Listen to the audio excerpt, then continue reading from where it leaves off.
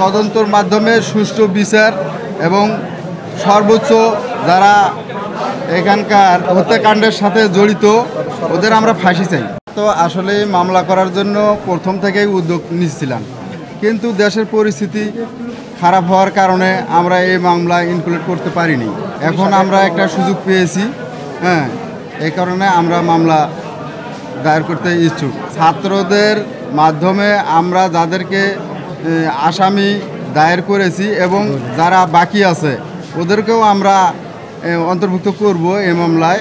রংপুর জজ কোর্টে বিজ্ঞ চিফ মেট্রোপলিটন ম্যাজিস্ট্রেট আমলি আদালতে আজকে আব্দুল আল তাহির, যে শহীদ আব্দুল আল তাহির এই ফ্যাসিস্ট সরকারের আমলে কোটা আন্দোলনে যুক্ত হয়ে সরকার পতনের আন্দোলনকারীর সাথে একাত্মতা ঘোষণা করবার কারণে পুলিশ নির্বিচারে তাকে গুলি করে হত্যা করেছে।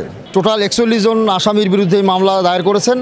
1 নম্বর আসামি শেখ হাসিনা সহ স্বরাষ্ট্রমন্ত্রী, আইনমন্ত্রী এবং আওয়ামী লীগের যারা নেতা, যারা এই হত্যাকাণ্ডের পরিকল্পনাকারী এবং যারা নির্বিচারে এই ছাত্র জনতার উপর গুলিবর্ষণের যারা আদেশ দিয়েছিলেন এবং যারা সরাসরি সম্পৃক্ত রয়েছেন তাদেরকে আসামি করে আজকে বিজ্ঞ আদালতে মামলা দায়ের করা হয়েছে এবং বিজ্ঞ আদালত শুনানি অন্তে মামলাটি আমলে নিয়েছেন এবং সরাসরি এফআইআর হিসেবে ট্রিট করে এই আসামিদের গ্রেপ্তারের জন্য নির্দেশ দিয়েছেন এবং এই আব্দুর রহমান তার যে পুত্রকে হারিয়েছেন শহীদ আব্দুল আল তাহিরের সুষ্ঠু বিচার আমরা আশা করছি এবং সুষ্ঠু বিচার ইনশাআল্লাহ এই বাংলার মাটিতেই হবে, এটা আমাদের আশাবাদ আমরা ব্যক্ত করছি।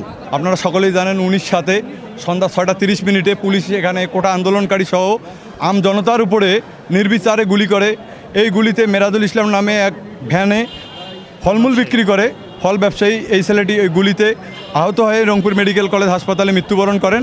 তার মা আম্বিয়া খাতুন বিজ্ঞ আদালতে প্যানেল কোর্টের 302 ধারায় 21 জনকে আসামি করে হত্যা মামলা দায়ের করেছেন। এই মামলায় 1 নম্বর আসামি একজন পুলিশের ঊর্ধ্বতন কর্মকর্তা উৎপল কুমার সরকার এবং এই মামলায় 6 জন মোট পুলিশের কর্মকর্তা সহ 21 জন আসামি, বাকিরা সবাই আওয়ামী লীগের নেতৃস্থানীয় নেতাকর্মী।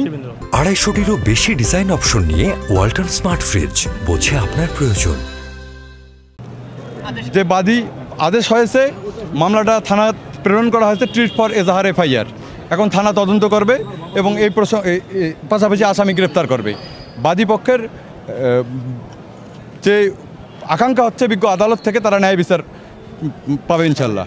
আবু সাইদের মামলা নিয়ে সারা বাংলাদেশে একটা ষড়যন্ত্র হচ্ছিল, অনেক আসামিকে ওখান থেকে রেহাই দেওয়ার জন্য একটা পায়তারা হচ্ছিল, আবার অনেক নিরপরাধ ব্যক্তিকে ঢোকানোর চেষ্টা করা হচ্ছিল। সেইটাকে নস্যাৎ করার জন্য আমি সবচেয়ে বড় ভূমিকা বলবো আবু সাইদের পরিবার, ওনারা এবং আমাদের যে ছাত্র বন্ধুরা যারা আছে সমন্বয়করা, এনাদের 2 গ্রুপের সাথে বসে ওনারা আমাদেরকে যাদের যাদের নাম ইনক্লুড করতে বলেছেন আমরা তাদের নাম ইনক্লুড করেছি ভিডিও এবং ছবি দেখে। ভুয়া একটা এজাহার দায়ের করা হয়েছে সাইদ হত্যা মামলায়, এই কমপ্লেন পিটিশনটা আমরা ফাইল করেছি। মামলার বাদী হয়েছে শহীদ আবু সাইদের আপন বড় ভাই রমজান ভাই।